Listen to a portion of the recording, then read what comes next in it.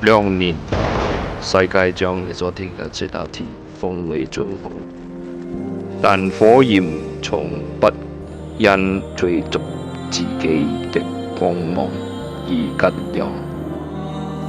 我走進沉默，走進京都料理嘅古老生活。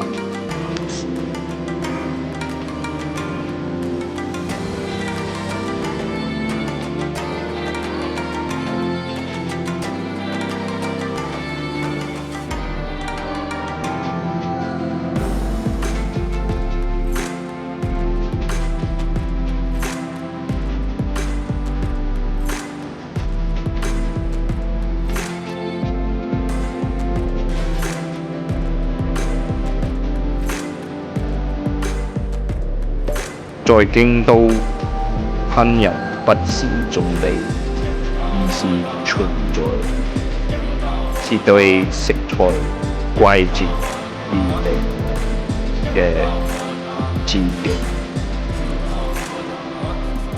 魚大魚，真正嘅美味在於和諧，非創造。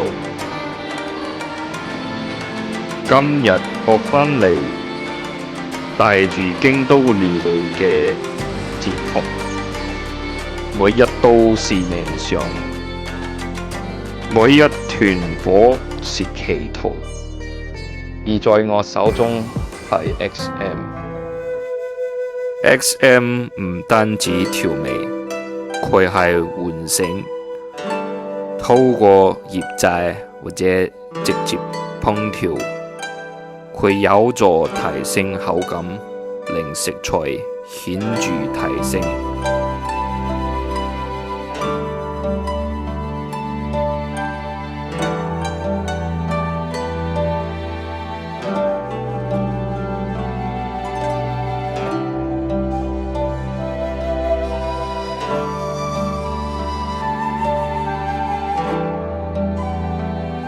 日本料理教導我哋，烏媽咪係第5味，那深層豐盛嘅鮮味喚醒靈魂，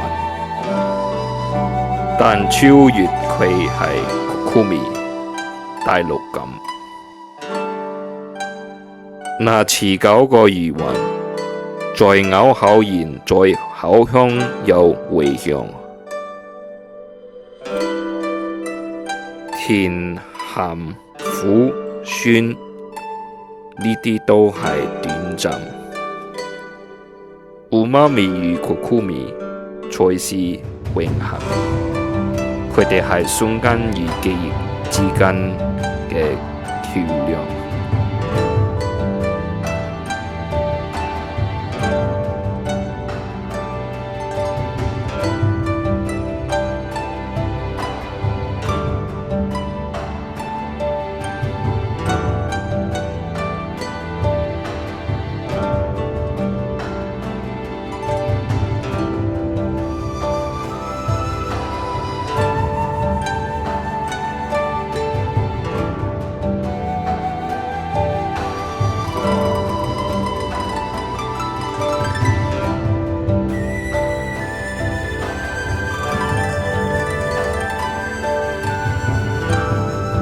世界最好嘅 burger 在Sagano松山，為京都風連煎 A5 和牛，帶嚟食物脂肪以上烏媽咪嘅靜脈強度。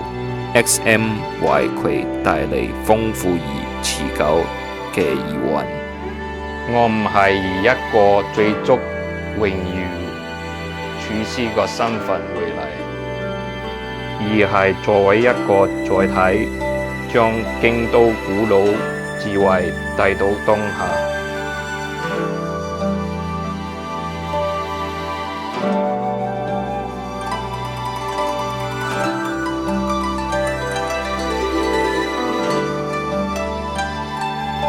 係Sagano，我哋用京都視覺重新演繹經典菜式。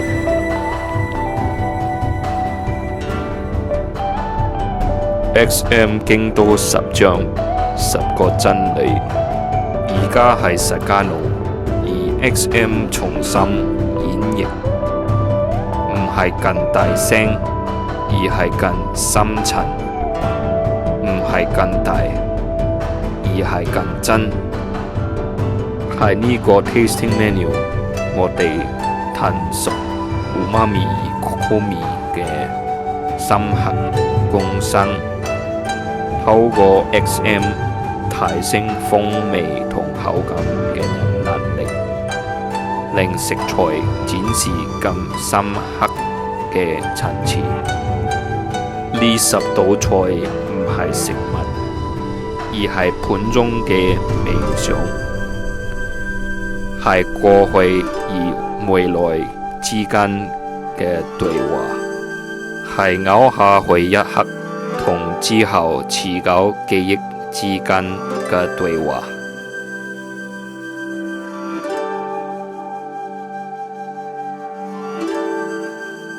風味唔係創造出嚟嘅，佢係被記住並被深化。